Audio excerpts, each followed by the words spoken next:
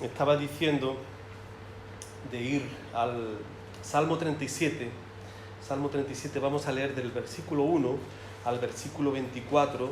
Salmo 37 vamos a leer del versículo 1 al versículo 24. Vamos a orar una vez más al Señor para pedirle a esta dirección que necesitamos de Él para nosotros conocer su voluntad y aplicar esta voluntad a nuestras vidas. Amén. Padre, muchas gracias te damos porque estamos delante, Señor, de ti para escuchar tu palabra. Estamos delante de ti para conocer aquello que tú deseas, Señor, ver en nosotros, Señor, como una realidad que forme parte de nuestra manera de vivir, en nuestra manera de pensar, en nuestra manera de proyectarnos, Señor, a lo que queremos realizar, y que estés siempre, Señor, impregnado de tu presencia, Señor, que estés siempre tú en medio de lo que tú, Señor, quieres, Señor, hacer a través de nosotros, Señor. Señor, ¿qué sería de nosotros si no tuviéramos, Señor, tu presencia con nosotros? Te pedimos, Señor, de que tú nos bendigas en estos momentos con tu palabra, Padre. Te lo pedimos así en el nombre de Jesús. Amén. Dice la palabra del Señor: no te impacientes a causa de los malignos, ni tengas envidia de los que hacen iniquidad, porque como hierba serán pronto cortados, y como la hierba verde se secarán. Confía en Jehová y haz el bien, y habitarás en la tierra y te apacentarás de la verdad. Deleítate a sí mismo en Jehová y Él te concederá las peticiones de tu corazón. Encomienda a Jehová tu camino y confía en Él, y Él hará. Exhibirá tu justicia como la luz y tu derecho como el mediodía. Guarda silencio ante Jehová y espera en Él.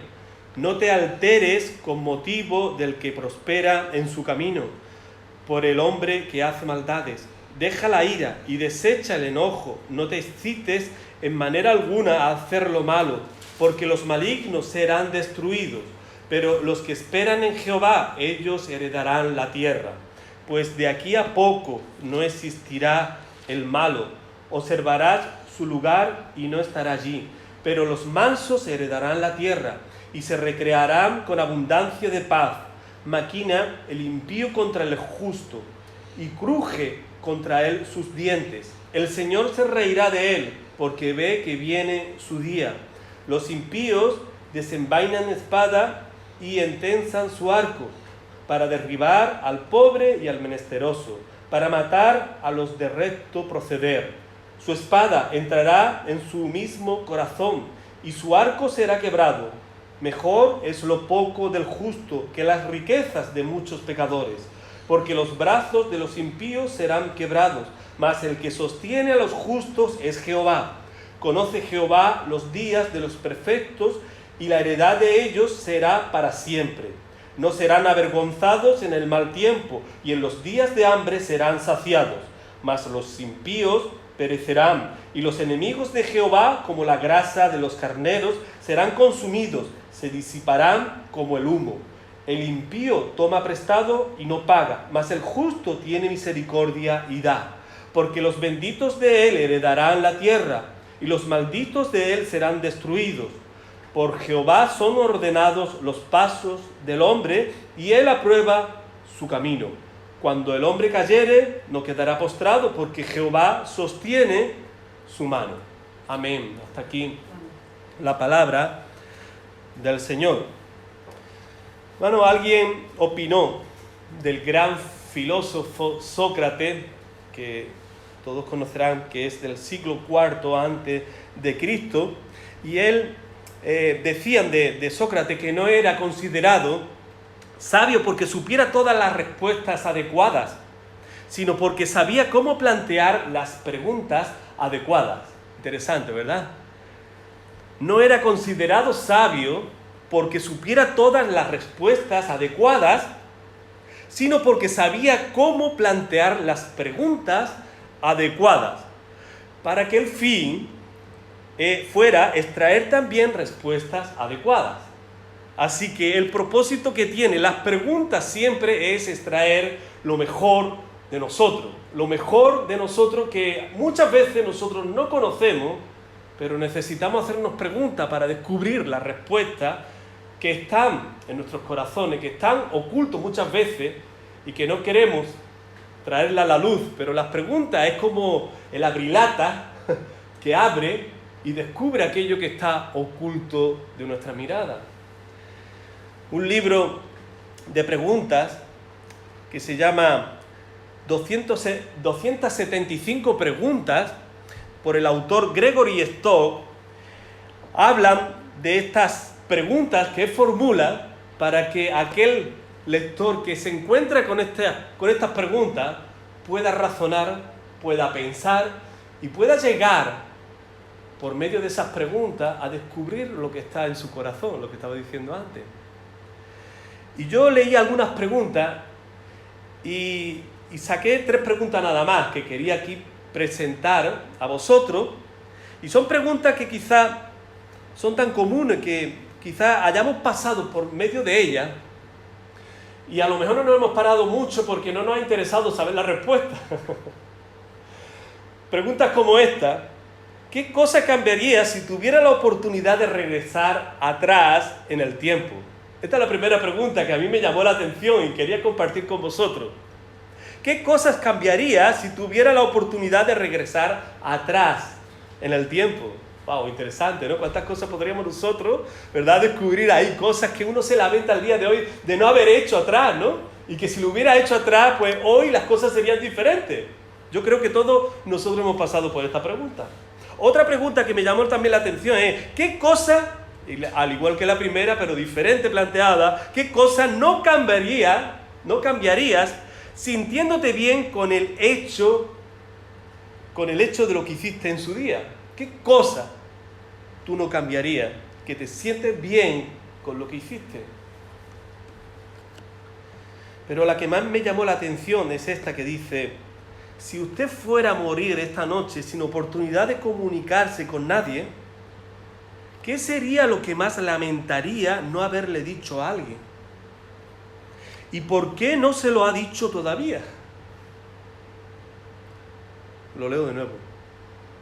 Si usted fuera a morir esta noche sin oportunidad de comunicarse con nadie, ¿qué sería lo que más lamentaría no haberle dicho a alguien? ¿Y por qué no se lo ha dicho todavía? ¡Wow! Increíble. Por aquí nosotros podríamos descubrir también que nosotros somos un poco tercos en nuestras posiciones, que no estamos dispuestos a bajarnos de ese pedestal, que muchas veces nos queremos subir y queremos que la gente nos dé la razón a nosotros y no estamos dispuestos a humillarnos.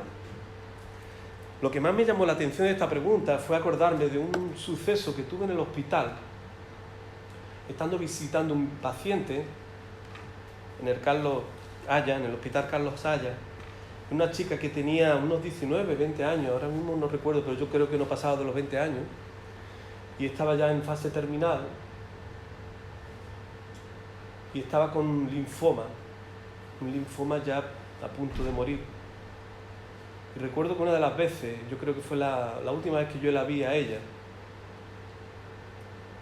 quiso decir algo, y yo no conseguía, ni la persona que venía conmigo, acompañándome, otro capellán conmigo, no conseguíamos saber qué es lo que estaba queriéndonos decir. Y yo veía que era importante, y también el compañero. Veíamos que era importante lo que quería transmitir. Pero nosotros teníamos una impotencia en ese momento de no saber qué era lo que quería decir. Y yo pensé, bueno, se le da un papel y un lápiz o algo, que yo tengo aquí un bol y podemos apuntar aquí algo. Lo mismo es el último deseo para la familia, algo, no sé. Pero claro, también tenía imposibilitados los dedos porque lo tenía pillado con cosas de la maquinaria que la tenía asistida para tenerla viva. Y esta pregunta me marcó a mí cuando estaba leyéndolo, porque me estaba acordando de ese suceso. Y a veces nosotros podemos llegar a pensar, bueno, tengo tiempo todavía. Tengo tiempo todavía, no pasa nada. Si no lo hago hoy, lo haré mañana. El problema es que lo vamos dejando, y llega el último momento y cuando queremos hacerlo no podemos. Hermano, lo que me descubrió este libro de preguntas es dos palabritas, que es muy importante que nosotros no perdamos de vista, y otras veces me cabe de que hemos pasado por estas dos palabritas que se llama ¿por qué? ¿Por qué no lo hago? ¿Por qué no paso un tiempo reflexionando, meditando, rumiando la palabra del Señor? Lo que me pasa en el día lo pongo delante de la palabra del Señor. ¿Por qué no analizo las cosas que hago delante del Señor para saber si está bien o está mal? ¿Por qué voy a la mía ausentándome de estar buscando la presencia del Señor? Hermano, este Salmo 37 observamos la respuesta del salmista. La respuesta del salmista a preguntas quizás que se ha hecho en su corazón y está deliberando él mismo con cosas que él no entiende, con cosas que no comprende. No solamente lo vemos en el Salmo 37, lo podemos observar también en el mismo Salmo 36, en el 49 y en el 73. Y son una respuesta a la indignación que siente él como justo delante de los que no son justos, como los injustos prosperan. Como los injustos prosperan y él que está en el camino, él que se considera dentro del pueblo del Señor, ve prosperar a los injustos que no conocen a Dios, que tienen a Dios como nada en su vida. Y él que está queriendo hacer lo correcto, él ve que prosperan los injustos y él no. Y él está aquí respondiéndose a sí mismo y está creándose conflicto consigo mismo, pero con la gran diferencia que está haciendo parte al Señor de esos mismos conflictos. Está haciendo parte al Señor de lo que él no entiende. No está corriendo a personas impías para buscar soluciones, respuestas. No, él está buscando del Señor y le está compartiendo al Señor lo que no comprende, su queja, su incomprensión de lo que está viendo, de lo que no entiende. Y nosotros vamos a ver algo lindo aquí de cómo en este rumiar, en este buscar al Señor con su incomprensión, él recibe respuesta. Hermano, este salmo es un desafío para poner nuestra confianza en Dios y no en los hombres. Este salmo es un desafío para poner nuestra confianza en Dios y no en los hombres. Y nosotros vamos a ver tres cuestiones importantes aquí. En este dolor, en este sentir que siente el salmista, no lo podemos evitar, se ve, se palpa por sus palabras que él está dolorido. Y esto refleja lo siguiente: mi dolor es el resultado de lo que deseo. Mi dolor es el resultado de lo que busco en este mundo. Mi dolor me llevará a experimentar momentos de sanidad. Hermano, primeramente, mi dolor es el resultado de lo que deseo. Hermano, desde el versículo 1 al versículo 8, el salmista se siente impaciente, se siente alterado. El salmista se siente airado, se siente enojado, de tanto así que cuando en el versículo 1 la palabra del Señor dice, no te impacientes. Es algo que le está diciendo aquí, no te impacientes a causa de los malignos, ni tenga envidia de los que hacen iniquidad. Por lo tanto, él está diciendo, mira, tú estás comportándote de una manera impaciente, tú no estás esperando en el Señor, tú estás buscando por medio de tus deseos solucionar las cosas y te estás impacientando. Después también le dice, te estás alterando. Cuando le dice en el versículo 7, no te alteres con motivo del que prospera en su camino, por el hombre que hace maldades.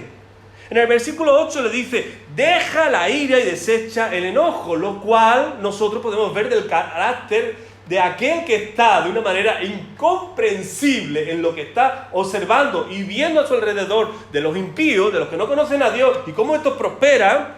Él está afectando a tal punto de que este que es creyente se está sintiendo airado, se está sintiendo desechado, se está sintiendo con enojo.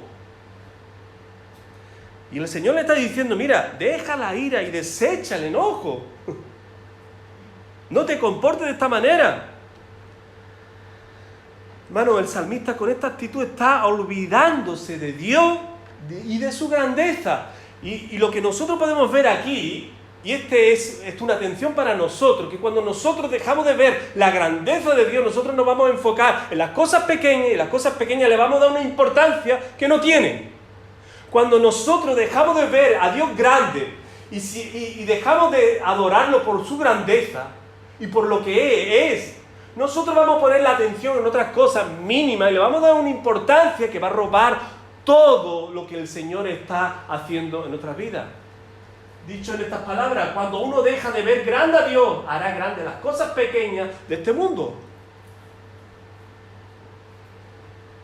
Por lo tanto, lo que Dios está diciendo aquí, mira, quita este dolor de tu corazón y céntrate en mí. Hermano, es decir así, pon tu confianza nuevamente en mí y no en las cosas que te están molestando, que tú estás viendo en la sociedad, en las personas que no me conocen. Hermano, y esto dice mucho también a nosotros, cuidado donde tú pones tu confianza. Y yo pongo aquí este símbolo que nosotros conocemos mucho, ¿verdad? De cuidado, peligro. El creyente debería andar con esas líneas, de saber, mira, si yo rebaso esta línea, me voy a meter en un campo enemigo, en un campo en el que yo voy a tener pérdida, un campo en el que ya el Señor no va a ser el objeto de mi adoración, sino que van a ser otras cosas muy diferentes. Y yo tengo que tener cuidado de no rebasar esas líneas donde yo puedo ver claramente, cuidado, peligro. Y algunos pueden decir, bueno, pero yo puedo rebasarlo poniendo mi confianza en una persona que a mí me parece que es un hombre increíble, un hombre de Dios.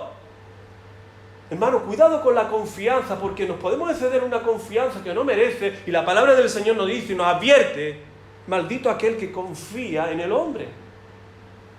Hermano, encontré este rótulo, esta cita que me encantó, que dice, ten cuidado en quien confía. El diablo antes de ser diablo fue un ángel, y Judas antes de ser traidor fue discípulo.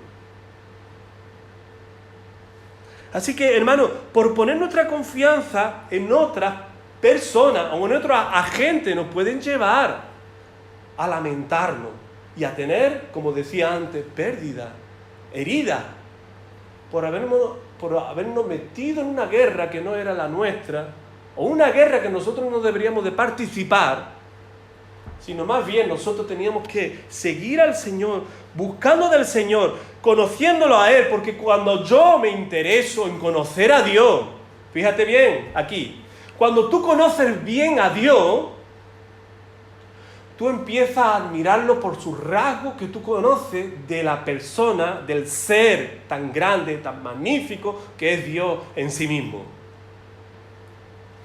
La Biblia enseña en todo lugar que Dios es un ser absoluto, en el sentido de ser existente en sí mismo, necesario, independiente, inmutable, eterno y sin limitación, ni relación necesaria con nada fuera de Él mismo.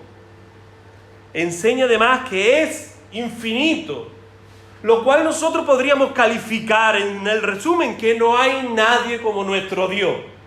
No hay nadie como Él. Nadie se merece la adoración y la gloria que solamente Él sí se merece. Y nosotros estamos para reconocer su grandeza y nosotros glorificarlo por lo que Él es y yo no soy. Y necesito aprender de Él. Y cuanto más lo conozco, más me enamoro para seguir buscándolo a Él. Hermano, en teología se estudian los atributos. De hecho, hay libros que son magníficos para nosotros ver, leer de una manera bien meditada, como es Los atributos de Dios por Arthur Pink, por Tozer, y son libros que nos acercan lo que son los dos rasgos más importantes inicialmente que se aprende de los atributos. Hermano, cuando nosotros aprendemos qué es atributo, nosotros llegamos a la respuesta de saber que los atributos son consejos o definiciones que hablan de la persona de Dios. Y nos encontramos primeramente, con los atributos incomunicables. Los atributos incomunicables de Dios, dicen los teólogos, son aquellos que tú no puedes imitar, son aquellos que tú no puedes vivir, son los que tú no puedes experimentar en ti mismo, porque solamente le pertenecen a Dios. Con esto nosotros miramos la grandeza de Dios y decimos, wow, realmente no hay nadie como nuestro Dios. Yo soy un privilegiado de ser su hijo y de tener a mi Padre Celestial, que es único en su existencia. Y nosotros aprendemos la simpleza de Dios. Y alguno puede decir, ¿cómo que no? Eso sí lo puedo imitar yo. No, hermano, cuando tú ves la simpleza de Dios, nosotros vemos de la simpleza de Dios que siempre es todo aquello que Él es. Y cuando es Él es, quiere decir que no hay otro como Él. Entonces, esa simpleza está hablando del carácter único, verdadero, infinito de nuestro Dios. Hermano, es aceidad que también nosotros vemos en la definición de esta característica incomunicable de que nuestro Dios es autoexistente, independiente, sin necesidad de ningún tipo, no depende de nadie, no depende de cualquier circunstancia. Nosotros sí. Nosotros somos dependientes, seres dependientes. Todo ser vivo es ser dependiente, pero nuestro Dios no. Él no necesita nada para existir, Él es autoexistente. Hermano, también nosotros sabemos omnipotente porque Él todo lo puede. Él es omnisciente, Él todo lo sabe, Él todo lo conoce. Y de manera anticipada. Y Él es omnipresente, Él está en todo lugar. Está aquí con nosotros y está también en cualquier otra iglesia, cualquier otro lugar, con cualquier otro hermano. Él está presente a la misma vez en todos los sitios. Pero lo que más me llama la atención es que Él es inmutable. Él es inmutable. Bueno, ¿y qué es inmutable? Hermano, está relacionado con su inmensidad, con su eternidad, y es frecuentemente incluida, así nos habla una definición, está incluida esta en la Escritura acerca de su naturaleza. La palabra de Dios dice que Él es el primero y Él es el postrero, lo que nosotros sabemos. Él es el alfa y es la omega. No hay antes nada del alfa y no hay nada después de la omega. Es el mismo ayer, hoy y por los siglos. Todo ser vivo está condicionado a cambios, alteraciones, hasta morir. Nosotros lo sabemos. Nosotros vamos creciendo, no nos gustaría seguir creciendo, envejeciendo, pero nosotros en el curso de la vida vamos así. Pero Dios no, Dios se mantiene siempre y siempre igual. Él es el mismo ayer, hoy y por los siglos, dice la palabra del Señor. Hermanos, como estaba diciendo antes, Él es infinito, absoluto, existente en sí mismo, totalmente independiente. Él no puede ni aumentar ni decrecer. No está sujeto a ningún proceso de desenvolvimiento ni de evolución del yo como tú y yo sí. Su conocimiento y poder nunca pueden ser ni mayores ni menores. Nunca puede ser más sabio ni más santo. Él nunca puede ser más sabio, Él siempre será lo mismo. En sabiduría, en santidad, en justicia, en misericordia y todo lo que nosotros podemos observar en la palabra del Señor. Dice Santiago 1:17, el Padre de las luces, en el cual no hay fase ni periodo de sombra. Él es el mismo siempre y por siempre. Él no se contradice a sí mismo, como dice también la palabra del Señor, número 23:19. Dios no es hombre para que mienta, ni hijo de hombre para que se arrepienta. Él dijo y no hará, habló y no lo ejecutará.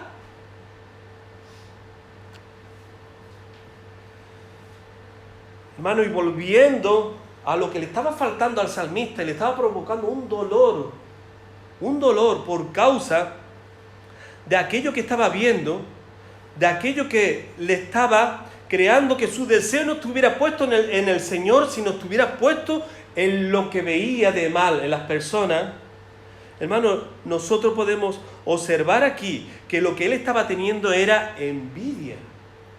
El resultado, si nosotros dejamos de ver a Dios grande, de conocerlo y de vivir por lo que Él es, nosotros vamos a vivir acondicionado a las situaciones, a los resultados de lo que es el pecado.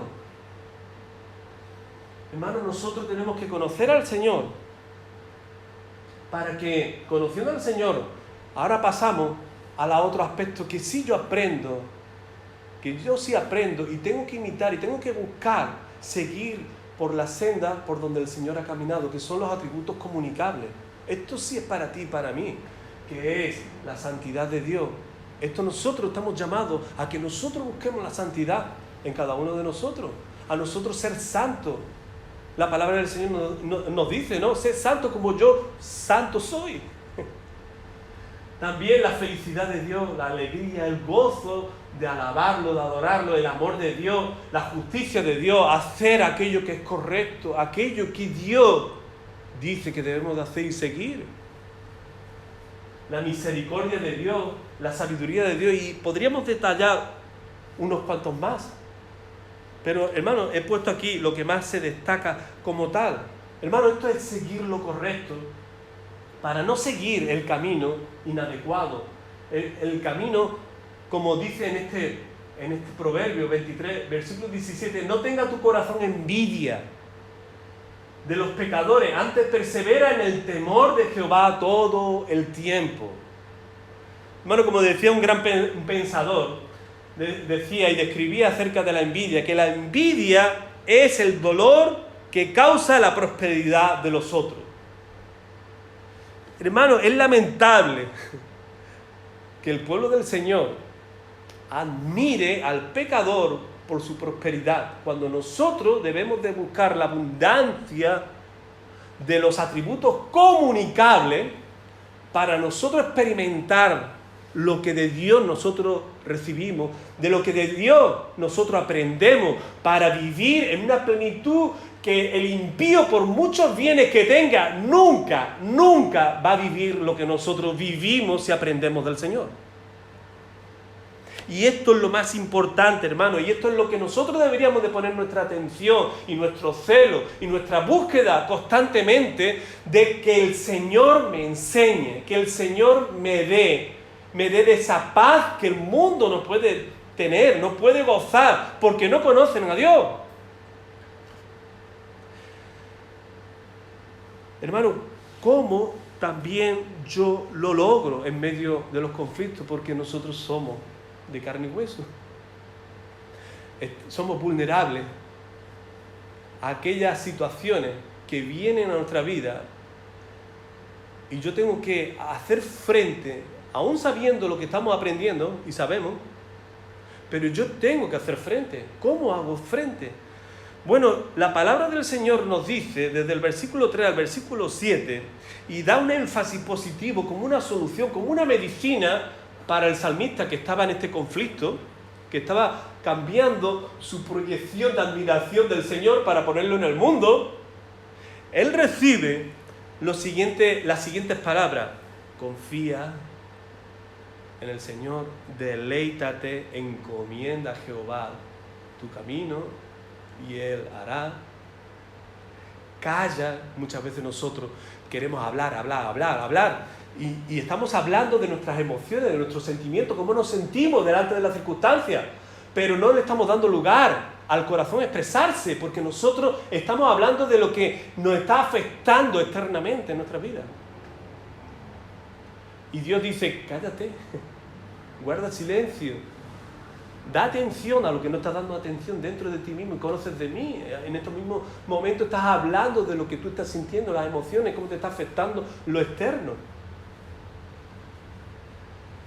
La palabra del Señor en 1 de Pedro 5:7 dice: echando toda vuestra ansiedad en Él, porque Él tiene cuidado de vosotros. Nosotros tenemos que echar la ansiedad que produce ciertas circunstancias, ciertas cosas que no comprendemos y no entendemos, y hacer como el salmista, hacer partícipe a Dios de lo que me está pasando a mí. Hermano, tenemos que sacar y extraer aquello que está produciendo dolor en nuestro corazón. Hacernos la pregunta: ¿por qué me está molestando esto? ¿Por qué me estoy sintiendo así? ¿Por qué estoy poniendo la atención en otra cosa que no es mi Dios? O si lo estoy poniendo, ¿por qué no hago partícipe a Dios para que me dé a entender qué es lo que está pasando con lo que no entiendo? Hermano, las preguntas nos llevan a sacar aquello que está en nuestro corazón para que nosotros podamos vivir de una manera en paz y tranquilo delante del Señor. Hermano, no sé si se recuerda cuando estuvo por aquí el misionero Albano, que él contó la historia, la situación que él vivió en Afganistán.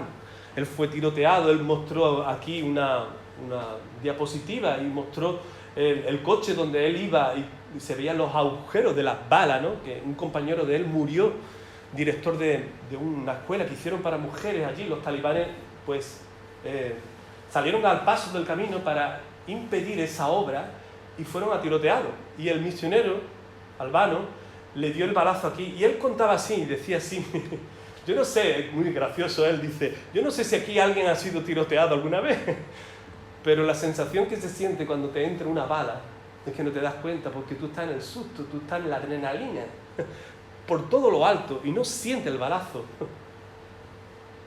Te vas dando cuenta cuando va pasando el tiempo y te das cuenta de un cuerpo extraño que está dentro de ti y que te está produciendo un malestar. Y esto me hizo a mí recapacitar y pensar así. A veces nosotros llevamos un balazo contaminado de lo que nosotros observamos en el mundo y está conviviendo con nosotros y no nos estamos dando cuenta. Nos damos cuenta cuando va pasando un poco de tiempo y nos damos cuenta en lo que está afectando en algunas cosas del movimiento, en algunas cosas que yo tengo que hacer, en algunas cosas que me están entorpeciendo para orar, para leer la palabra. Y me doy cuenta de que tengo algo que no es de Dios dentro de mí que yo tengo que sacar como la bala del que es disparado. Hermanos, esto es lo que nosotros tenemos que buscar. ¿Dónde está la bala esta contaminada de Satanás que me está quitando, que me está robando tener tiempo con el Señor? Y le estoy dando una importancia a lo que está pasando a mi alrededor y no me estoy dando cuenta que tengo una bala del enemigo dentro de mí. Hermanos, segundo punto, mi dolor es el resultado de lo que busco en el mundo. Versículo 9 al versículo 22 nos revela que los impíos serán castigados. Esto es lo interesante, la justicia de Dios, lo que habla Dios al salmista. Nos revela que los impíos serán castigados a diferencia de los mansos que heredarán la tierra. Y nosotros lo podemos ver en el versículo 9, versículo 11. El Señor habló de esto mismo también en el Sermón del Monte cuando habló en el capítulo 5, versículo 5. Bienaventurados los mansos porque ellos recibirán la tierra por heredad. De modo, hermano, que nosotros tenemos que buscar el carácter de Cristo, la humildad de amar a Dios y amar al impío que aún siendo de la manera que es y proyectándose en la riqueza como recurso para ser feliz, y nosotros sabemos de que eso no da la felicidad completa, que el único que da la felicidad completa y llena los agujeros vacíos del corazón del hombre es Dios, es solamente Dios. Así que, hermanos, nosotros no podemos aspirar a ser como los mundanos, porque nos convertiríamos en cristianos mundanos.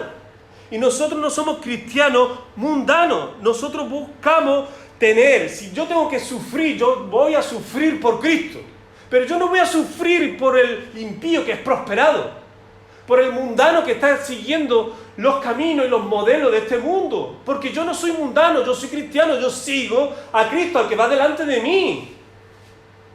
Hermanos, y es tan lamentablemente en nuestros días ver a cristianos que siguen modelos de impíos. Personas que tienen su agenda completa, pensando que contra más dinero tenga, más felicidad va a tener. Y quitan la iglesia del eje central de su vida, quitan su tiempo con el Señor, porque su tiempo está enteramente invertido en la riqueza. Esos son cristianos mundanos. Han quitado la prioridad de Cristo en su vida para dársela al mundo. Dirán que son cristianos, pero son cristianos mundanos. Para mí eso no es cristiano. Hermano, si algo tú tienes que sufrir, vas a sufrir con el placer y la satisfacción con que habló Pablo estas palabras, diciendo así: porque a vosotros os he concedido a causa de Cristo, no solo que creáis en Él, sino también que padezcáis por Él. Increíble. Pablo lo está diciendo aquí: mira, aquí tienes un regalo. Vas a padecer por Cristo. Vas a ser semejante a Cristo. Siéntete feliz y alegre de que estás sufriendo y padeciendo por amor a Cristo. ¿Cuánto ha cambiado en nuestros tiempos estas palabras? Para estos cristianos era de consuelo. Para nosotros es una desgracia sufrir por Cristo.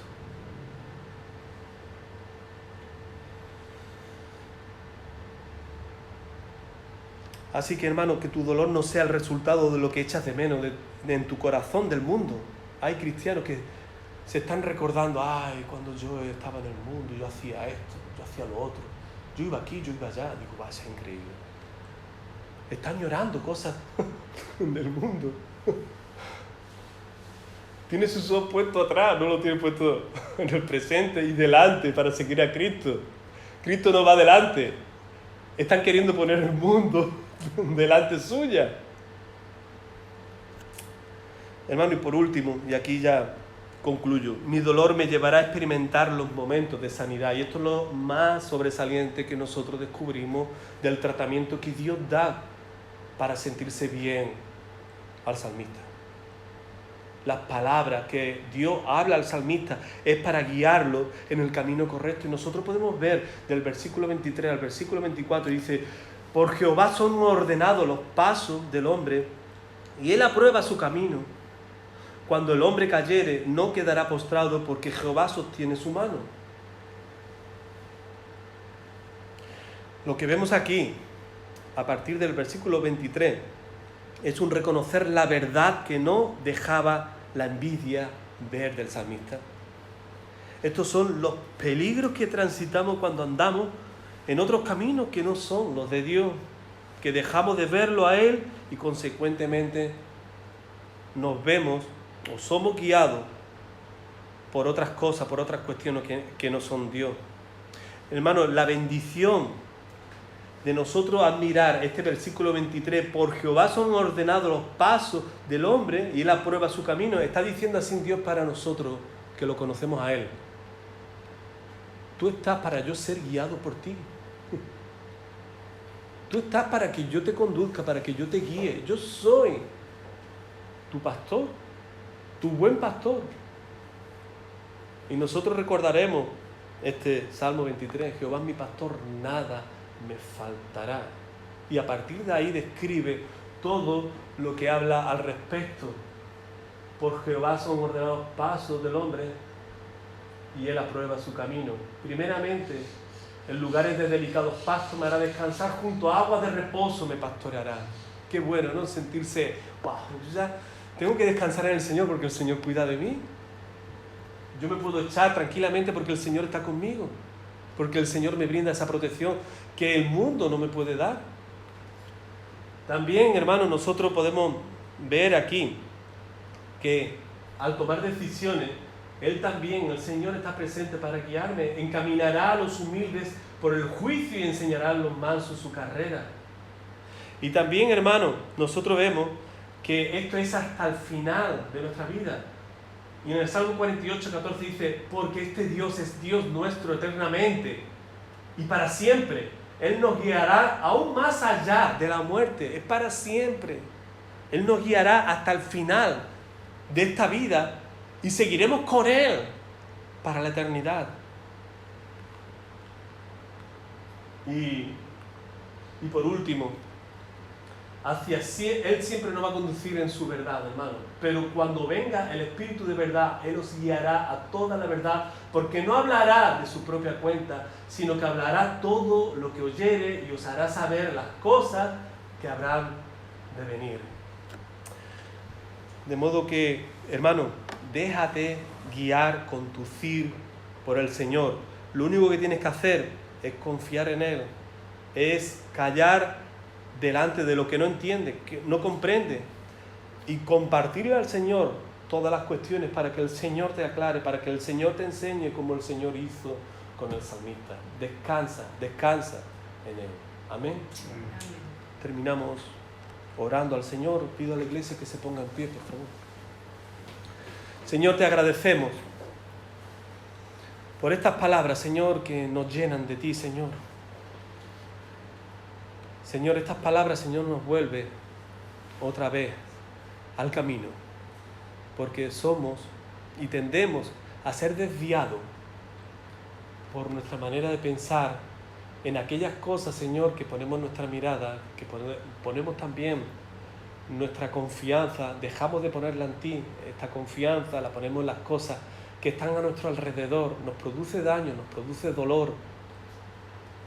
Y Señor, y tú vienes siempre a enseñarnos, como enseñaste al salmista, a mostrarnos el camino a seguir. El camino donde encontramos la sanidad, donde descubrimos nuevamente la verdad que hemos dejado para que volvamos a seguirla y para que podamos experimentar esta paz que sobrepasa todo entendimiento, esta paz que el mundo no puede dar. Señor, ayúdanos en nuestra terquedad, en nuestra dureza de corazón, en nuestro orgullo, Señor, que podamos meditar a la luz de tu palabra haciendo preguntas, que descubramos lo que hay oculto en nuestros corazones, Señor. Oh Señor, ayúdanos a descubrir lo que no estamos viendo dentro de nosotros, Señor. Una vez más te pedimos, Señor, que tú nos enseñes aquello que no estamos viendo y que está como robando la adoración a tu nombre, Señor. Ayúdanos para pedirte perdón y para tener un corazón contrito y quebrantado delante de tu presencia, Señor. Te lo pedimos así, Señor, en el nombre de Jesús. Amén. Y que la gracia de nuestro Señor Jesucristo, el amor de Dios y la comunión del Espíritu Santo esté con todos vosotros desde ahora y para siempre. Amén, Señor. Amén.